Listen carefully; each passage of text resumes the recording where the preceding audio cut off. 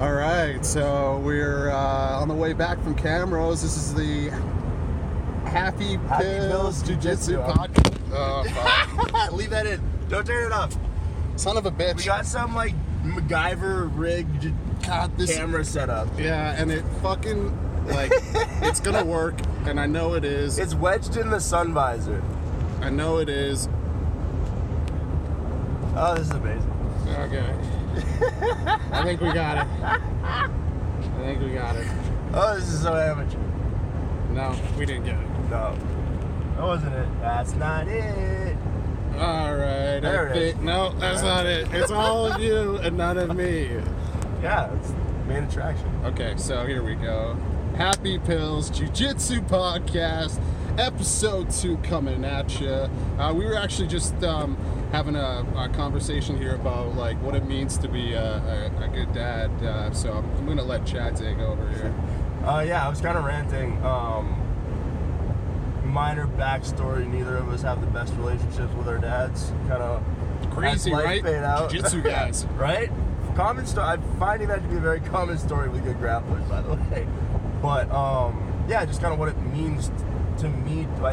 I've had a thing where, like, I'm the kind of getting older and, like, no hope of having kids right now. And so as I'm getting older, more people are kind of making fun of me and shit. It's like, I've never been, like, I have to be a dad guy kind of thing. And it's just, like, it's so terrifying to me. Because what my idea of the dad that I'd want, or the dad that I'd always hoped to have had, is such a selfless, invested, key component of the kid's life. And so in order to be that, to me, I need to kind of sacrifice so much. And so in my head, it's not just a simple, like, yeah, that's just what you do. It's like, no, you truly need to be willing to give everything that you are and everything you hope to be and pass that down. Yeah, but I think you also just underestimate, I think, sometimes the fact that, you know, we both kind of cut from the same cloth in the way that once we make a decision to do something, we're all in to it. So maybe sometimes we do make kind of rash decisions, you know, decisions that maybe aren't that well thought out.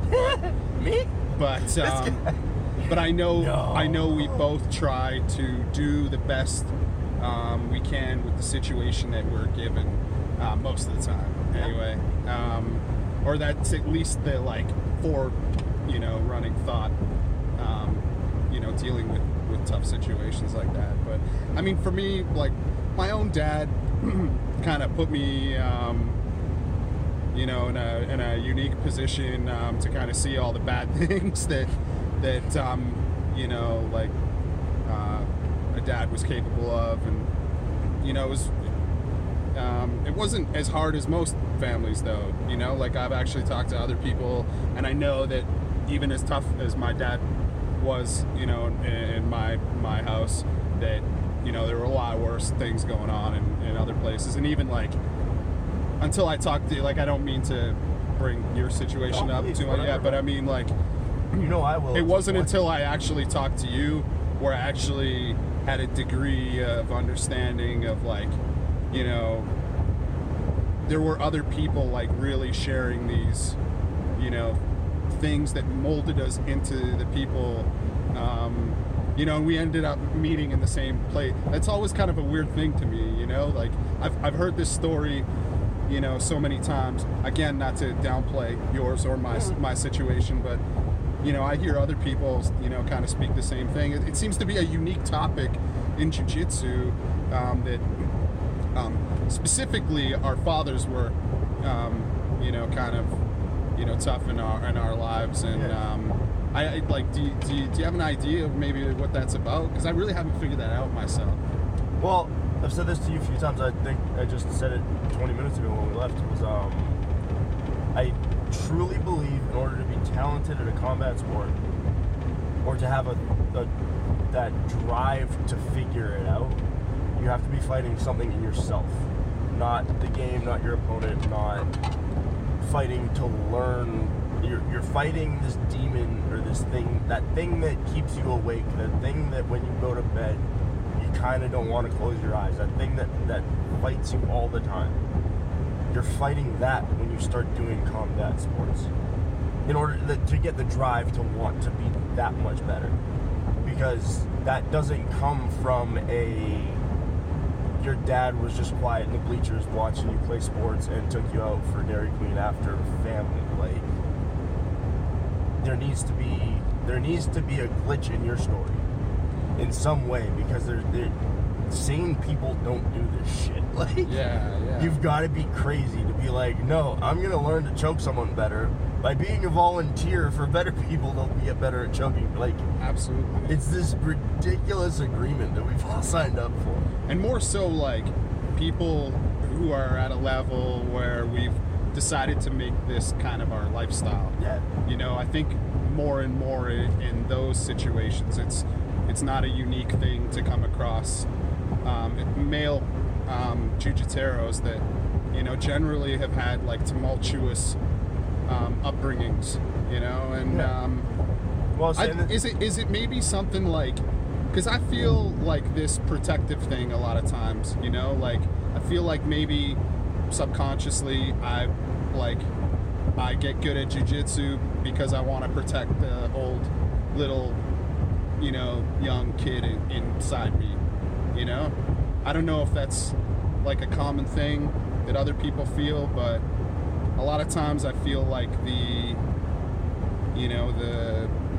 protective part of me kind of, you know, feels, you know, a kinship to that. But I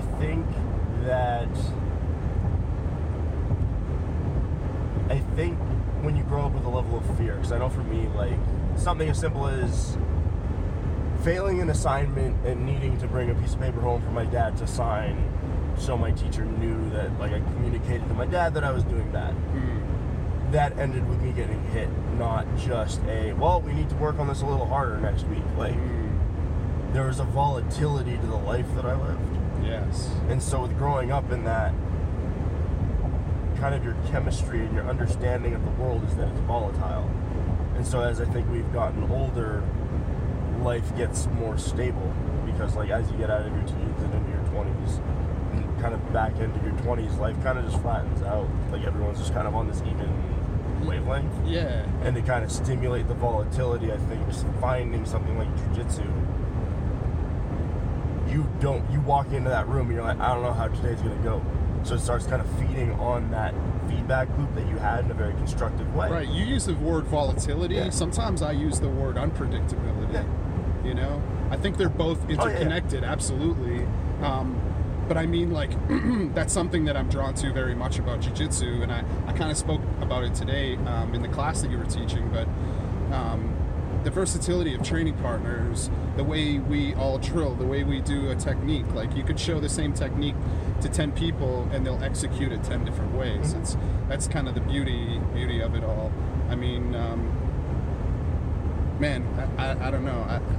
I don't know what it really, like, getting circuitous back to our original topic. I really don't know what it is that necessarily binds us all to this, you know, bad situation, tumultuous childhood equals we've all met in jiu-jitsu, you know. So it's just a fascinating topic that, you know, I've always thought about, always kind of connected to other people on about as well. I kind of want to like talk more about teaching tonight. Okay. I'm kind of going into my own thing soon here with the Cross Canada tour that I kind of set up here, and I've had like a couple of opportunities to sit with you and kind of go over what I, you know, want to teach people and want to help them understand about teaching somebody like me, but it really like showed me what I don't know. Like, I thought I did know shit, and now I know, like, I know fucking nothing. Like, I really walked away from our first session when we were training with Travis. Like, I felt like a euphoria. Like, hey, I've hit on a few things because Travis had some light bulb moments with his technique.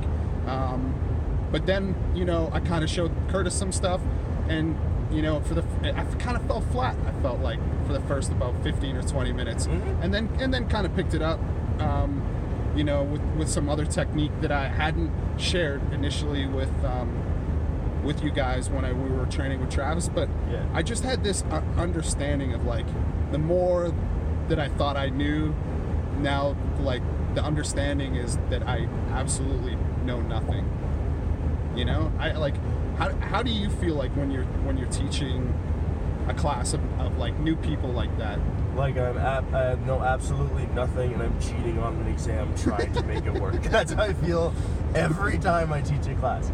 Anytime someone's like, "Hey, can you show me this thing?" I'm like, "Why are you asking me about my lies?" Like, right. You're asking me to teach you how to lie, and I don't know that, because as soon as I teach you, you're gonna realize it's a lie, and then I'm screwed now because you've seen through everything. And not just a lie, like there's like 4 main things I want to teach in my seminar, and they're all ripped off of people. No, just you're total fraud. Every teacher's a fraud. So it's and the thing is that I've at least discovered as I've instructed more and taught more, and as I'm growing into more of a mentor and coach. Just because someone knows how to do an armbar doesn't mean I don't think of different things when I'm doing my armbar. Like the way I was taught an armbar, the way McGilvery taught me how to do an armbar, there's components of it that are mechanically there, but my thought process in making that happen was never the same as his. Yeah. He showed me the motion, the why and the how was mine. And so you're teaching the why and the how. So it's not like if you teach an arm triangle, you're blowing the jiu-jitsu world apart. Like it's not, you're just, okay, when I'm doing an arm triangle, I'm thinking of pressure in this way. Yeah. Because as soon as you change the angle, that changes the way someone thinks. You're not trying to teach them what to do, you're trying to teach them how to do it. Yes. And so how is a completely level playing field. I can teach someone how to do something better than pick a name, Andre Gracie. There's going to be something in my game that I can teach the how better than he can. What are you going to teach me that's better than fucking Andre Gracie? No, the how. I'll say it. No, but I'll say it in a way that makes more sense to you. I know you're a dick. You're on this really good fucking vibe right now, and you're just shitting on me. There's gonna be like 3 people that watch this. I don't want them knowing that. No, but they're all gonna be like, "Teach me fucking what you know better than Andre Gracie." I asked, but you never fucking answered. What can I teach you? Oh, how to pull guard. Oh fuck yeah. I will sit so much faster than Andre ever would. I thought you were actually joking with me there. What? It's gonna teach me how to pull guard. That's funny, Chad. Hey, you can teach how to pull guard better than Andre Gracie. I actually pulled rubber guard twice tonight, so suck it. No, I just literally was like, what do I do faster than Andre Gracie? I'm like, I sit down a lot faster than Andre Gracie does. I bail on the idea of taking anyone down faster than Andre Gracie does. Yeah, no, I actually kind of like flirt with that idea of being able to teach people the how of what I do, and then teaching them the technique that is successful to me. And like teaching people how to do things is like it feels to me like those are the small people classes. You really need to have like a small crew of people so they can see each like minute detail of it. You know what I mean? Yeah. Like when you're teaching a set of movements, a sequence of techniques. Mm-hmm. I think it's much easier to hit like a whole group of people that way. And even like on that concept of like being up there faking it because you're ripping shit off of everything. The beauty of explaining jiu-jitsu to people and different people is everyone's going to put the puzzle together in a different way. Absolutely. So you'll play with the same shapes, but everything's going to look a little different when it's done. So it's the way that I chain whatever, a half guard pass into a back take into an arm bar. My process of that might be pieced together different. I might switch my legs a different way. I might use a different grip. All of that matters when you're teaching a group, right? Like I'll go to Bookie's seminar at 10th Planet Coquitlam. He didn't show anything that I haven't already mechanically seen. Either from him or via different people.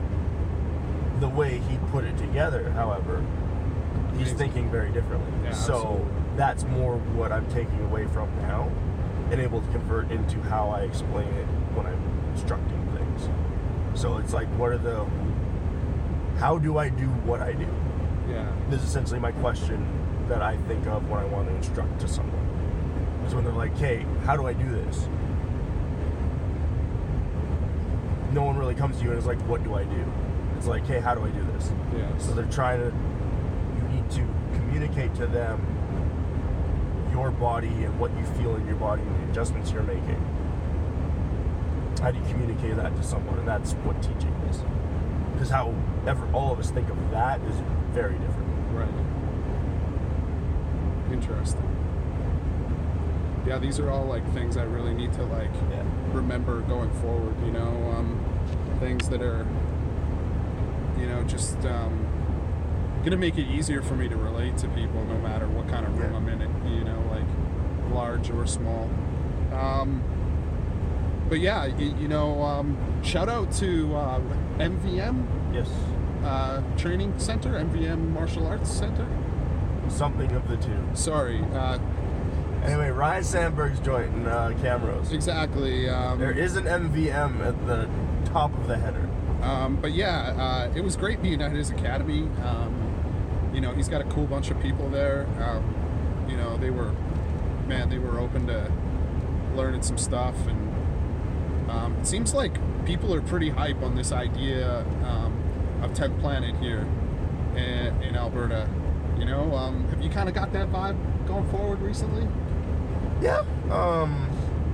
I think it was always ripe for a 10th Planet school somewhere. I know just from listening to podcasts and seeing different But I'm not comics. even really talking about school necessarily. I've found that the competitions that we've gone to, the academies that we've trained at, I just think that the idea of having 10th Planet here in Alberta has just really gone down really cool. We've been really accepted into a lot of places and given our tumultuous history, it's pretty amazing to be welcomed so generously into each place that we experience. I don't know, I felt like at the last place we were at, there was a bit of turmoil that came from other people towards us, and I feel like maybe I was a bit wrong that way. I think sometimes we kind of don't see, the forest for the trees. Yeah. You know what I mean? And I kind of got a bit of that idea wrong, when I thought about Alberta Jiu-Jitsu. But I really feel it's an open, welcome, inviting community, And the idea of having a new gym or a new team around was actually, people were welcoming to that idea, I've always believed that made me feel really good, man, especially at that tournament we were just at. Yeah. No, the Calgary tournament was fun. I've always believed that a rising tide is good for all ships. For sure. I don't think Alberta is, hell, the two cities are rivals in the deepest ways, right? Calgary and Edmonton is Cain and Abel. So, I think with that, healthy competition is kind of in the DNA of the province. And I know the experiences that I've gotten as I've ventured out more and more in the Alberta scene and seen more people and interacted with more people, there's always a healthy respect that comes with competition. Dude, Mackenzie Duke in Calgary. 2 years ago, I beat him in a really weird match. So it was one of those, he threw up a triangle, it was trouble enough. I may or may not have defended towards the out of bounds line. They stood at a substanding. He was awarded 2 points. I tapped him after. So it's kind of a wonky match, I will just say. But there's always kind of that edge of, I'm cool with him. He's a very cool dude. He just got his black belt last year, which was congratulations, and I was super pumped for him. But anytime we're in a room, it's kind of the sharks are eyeing up each other, and there's that healthy respect of, you're awesome, I dig what you do, go get it, as long as it's not against me. Right. And so I think as we ventured out more, and it's just, hey, we're here to roll, we're kind of, because there isn't a 10th Planet in Edmonton, but we're repping the flag, we're kind of players without a home. Complete is very much the home base, and we're very happy the gym to refer people to. Absolutely. But there isn't a banner flying for us anywhere. So everyone's kind of very, you're here just doing the thing you love to do, so please come in and enjoy a meal kind of thing, right? Yeah, Like I it's gotcha. just being very socially cordial. You think that changes once we're looking to set up shop? I think those relationships remain pretty intact. Like, and even just seeing how the different gym owners and instructors interact, there is a good group of them. They're all just chill. Like, they just kind of, we're cool, you're cool, keep being cool, and when we compete, we'll compete like as hard as we train, and when we're not, we're cool. Like, yeah, no, I get the vibe going forward that, you know, this is just going to be the tip of the iceberg. You know, like we're going to see a lot of cool things that come from, you know, cross promoting, cross training, you know, just working in collaboration with other people to make jiu-jitsu in Alberta, you know, that much stronger. So, well, you got to remember also, we got into the scene as the new wave was coming in. Like, it was very, anyone that's not from Edmonton or Alberta, the scene is very traditional up till recently, like within when I started. It really morphed from kind of karate, boxing, very traditional kind of king of the hill, everyone listens and we keep everything in-house for the safety of everyone. That might fall as we fly over this railroad track. Oop, we're good.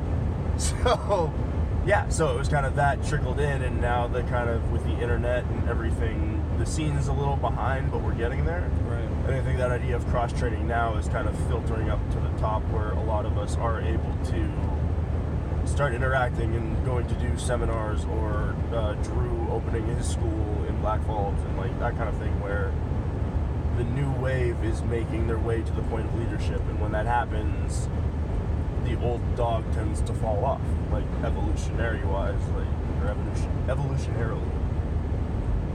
That's kind of how the evolution happens, is the new young thing that makes more sense takes over. Right. And so I think we're kind of hopefully going to end up somewhere in there helping that new wave, even if it is just the kind of transient 10th planet thing in Alberta, like kind of the master key that gets in everywhere and is just kind of the connector to bring everything together a little more. I gotcha. Why is that a terrible thing too? Like, you can kind of think of it in a lot of different ways, even as it grows.